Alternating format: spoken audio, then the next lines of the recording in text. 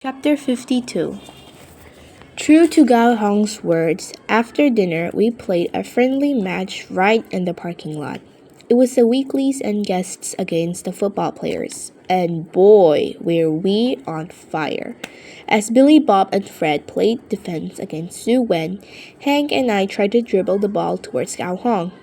The guests screamed at the top of their lungs as they ran, bursting into hysterical laughter every time Hank tried to distract the players to get past them.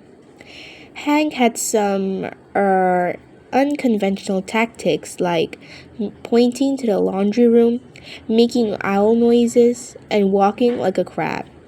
I giggled as he moved, but nothing could break the razor focus of Gao Hong, not even the arrival of paparazzi. One of the guests must have tipped off the Anaheim Times because about halfway through our game, photographers swarmed the Cala Vista parking lot.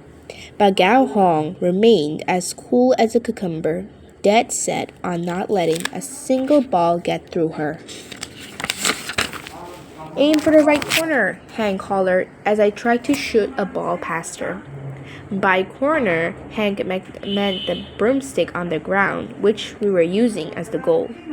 I ran towards the ball and kicked. Gao Hong lunged with all her might. Even without her goalie gloves, she caught my ball easily. The guests erupted into a thunderous applause, and looking around the parking lot, I finally understood the power of sports. Never in all my years of working here had I ever seen our guests so energized about something. Hank was right. Sports really did bring people together. I wished Mr. Antwell could have been there to see it. We all played with our hearts that night, and even though we didn't win at the end, it was the most exciting thing any of us had ever been a part of. Afterward, Team China stayed late to sign autographs, posed for photos with the guests, and answered questions from the professional photographers gathered around.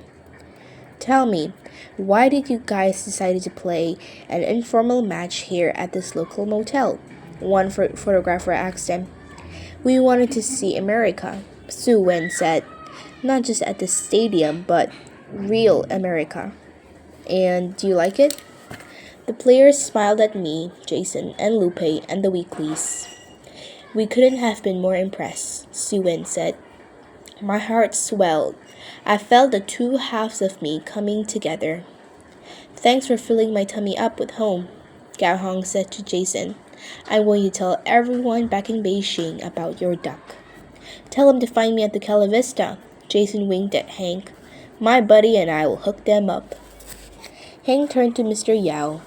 "And maybe you'll play a few tunes for us." Mr. Yao looked surprised, but he nodded and smiled back at Hank. "Mia," Su Wen called, turning to me. "We'll see you on Thursday for the big interview." I wouldn't miss it for the world, I promised.